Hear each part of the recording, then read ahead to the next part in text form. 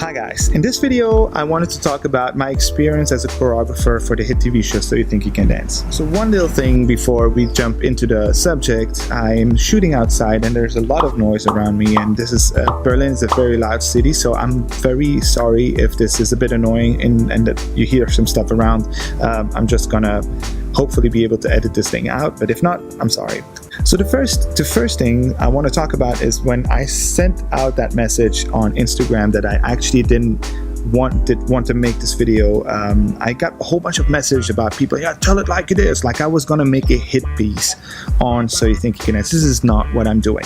This is just me talking about my experiences and how what I felt during the show, and then maybe tell you a few things on how it all gets put together, so that you have, whenever you watch something like this, that you still can take a step back and not be completely absorbed by all of the BS that you can find in these shows. So the first thing I want to talk about is the limited artistic freedom that you have as a choreographer.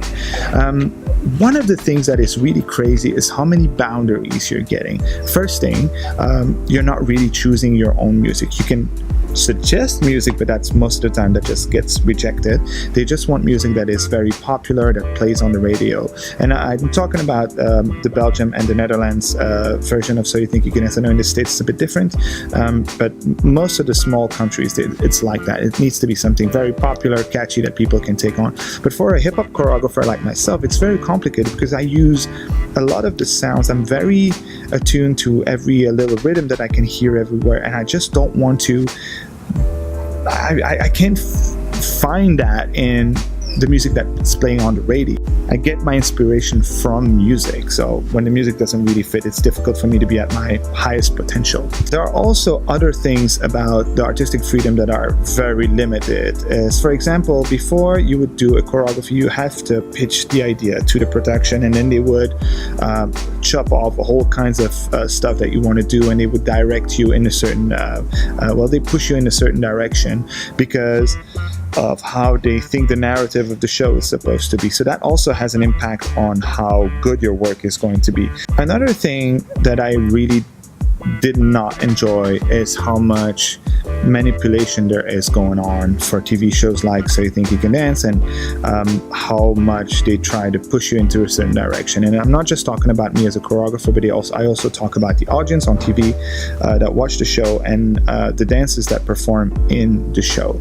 I'm going to give you a few examples of things that I've seen happen and that really were kind of a bit shocking to me, and I felt like a bit disrespectful to the people that it was happening to. First example, I think it was the third or the fourth show I was choreographing for, and I was backstage and I wanted to talk to one of the dancers. I always joke around and I talk to people and blah blah blah. I like to interact, and then I was talking to a dancer, and one of the guys from production pulled me apart and said to the side and said look, you can't talk to him. And I was like, huh?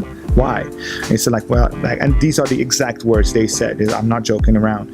This week we break him.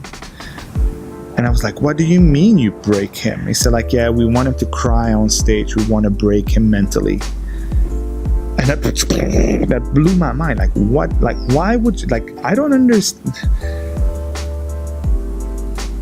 It was so weird to me that they would do something like that, and they would actually completely isolate somebody and make sure that nobody would talk to them. And even when he was with the other dancers, they would pull him out and say you have to go do this, or they tried to keep him busy but away from everyone, so he would not feel like he was supported, so that he could break down on stage and cry.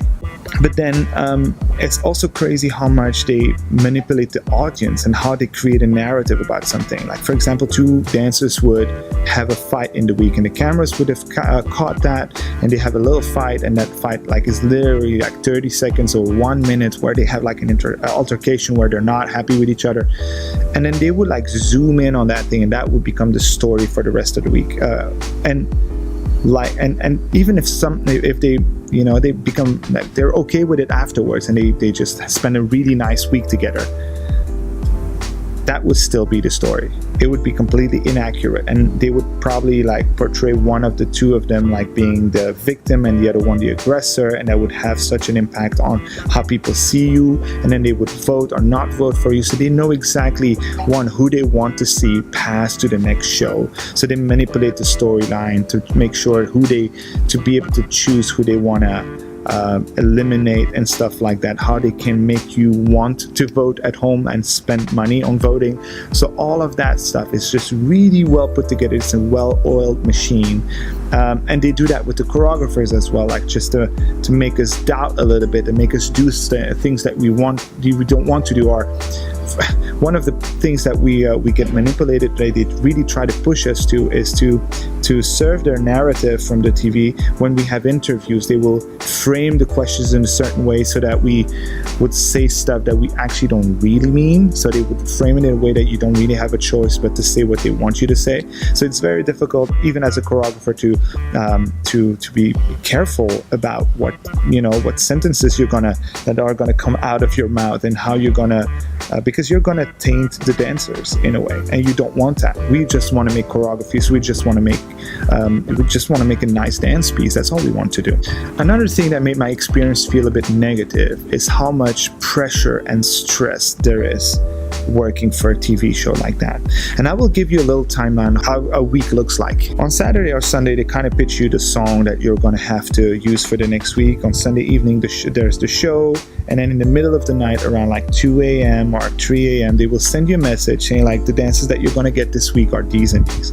And then from there on, in the morning, you get up, you start making your music edit to send it in, and then they would pass it on to a whole bunch of people within the production, and then they would send you a note. It would say like, you have to change this and this and this and this in the edit. Then you send one back, and then it goes back and forth, and then around 4 p.m. you would get an okay for your mix, and then that's when I would usually start choreographing, because I don't want to choreograph, like, since I use the music, I don't want to choreograph on a piece that I have to throw away afterwards. Then the next morning you start rehearsing with the dancers, and you have to know something, like when you look at the show, it looks like you work with the dancers the entire week through, but that's not how it is. What you do is you have twice 2 hours and 30 minutes of time with them, and that's it.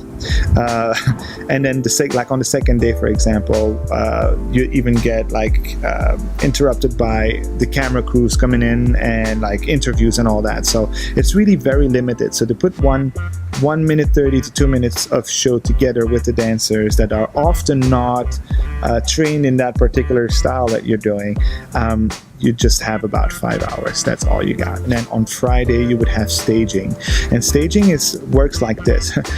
You have about 10 minutes to tell the dancers where they have to be standing on stage. They can do it 2 or 3 times on music, and that's it. That's all you get. So the only idea there is to just make sure that the dancers can know exactly where they have to stand. If they have to come down the stairs or something like that, you have to tell them at that moment and tell them where they have to stop, etc., etc.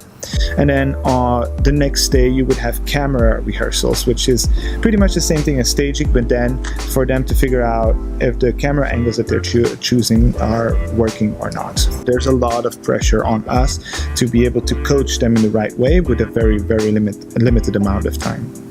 Another example of how they manipulate people, like the audience on screen, is that, I'm going to give you an example. I had 2 dancers that were not hip-hop dancers at all that we got, and right before they gave them to us, like they told us that we're going to choreograph for them, they said, yeah, but don't worry, we know it's going to be bad. And I like the underdog, so I was like, yeah, sure. I'm going to make a really nice show with them, and I'm going to put it together so that they don't look bad on stage. And the show comes along, and then it was actually pretty all right. It was obviously not the best hip-hop show ever, but it was pretty all right.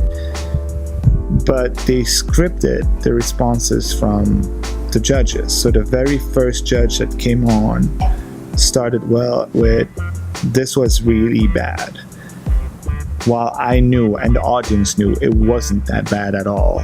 It's not bad at all. It was okay. It was not a bad show. But you could tell that he had to say it. Like, they want to still keep that narrative. It doesn't matter what happens to you as a person, even you worked your ass off, that really doesn't matter for them. It's the narrative.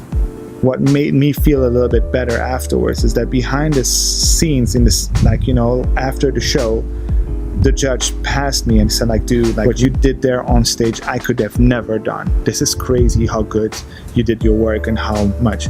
But he couldn't say it on TV. And that's, again, trying to manipulate you as an audience into feeling and thinking something or voting. And it is all that, like all that manipulation really made me feel uncomfortable. So the overall feeling that I've got from working on a show like this is that how much they do not value people at all. They're just tools for them to be able to sell their advertisements and their TV shows. And that's where I was feeling very uncomfortable at the end, and I didn't enjoy doing it anymore. Now, the reason why I did it, because you're going to ask me like, why did you do not step away, is because I knew it was going to open doors, which it did, and it helped me find, be taken seriously in the craft that I was doing, being taken seriously every time I would go somewhere and try to get a, if you want to rent a space to organize an event or a workshop, whatever, you get taken seriously right away. I wanted to reach more people. I wanted to reach more people with positivity, and that actually gave me the opportunity to do that afterwards. So I had to go through all that stuff to be able to do something I wanted to do afterwards. I am grateful I could do it. It's kind of still some kind of validation for my work, but on the other hand, the experience of it doing the show was not that great. It's a bit sad is that it actually could be something that is enjoyable for everyone and very respectful of people, but money, I guess that's what they want to do. They want to make money. They want people to feel something at home in a certain way, and they want to manipulate you to do something, and they're really good at it. So yeah, I guess that's the reason why they do it. But I feel like there must be a way to do it properly with respect to everyone involved. So this was my experience as a choreographer for So You Think You Can Dance. Now, I want to keep this conversation going. Were you aware that these kind of manipulations were going on for these kind of shows? Would you still like to be a participant for a show like that? Which I think for a whole bunch of people out there, it's actually still a nice thing to be able to do, as long as you know what you're getting into and you don't get absorbed emotionally into that. I'm also open to questions. So if you want to know a little bit more about it, if you want to know what you can do to get into a show like that, just send me messages. We can have a conversation. I would rather have the conversation on or in the comments below here on Instagram. You can also find me on Twitter, but I'm not really active on that. So just shoot me a few questions. Let me know what you thought about this thing. If you think it's a good thing that it's normal that they manipulate people because that's how you make a good show, or do you think no, they should not do that and they should respect everyone? I just want to know your opinion. Just shoot me some questions. Thank you guys for watching the video, and I will see you in the next one.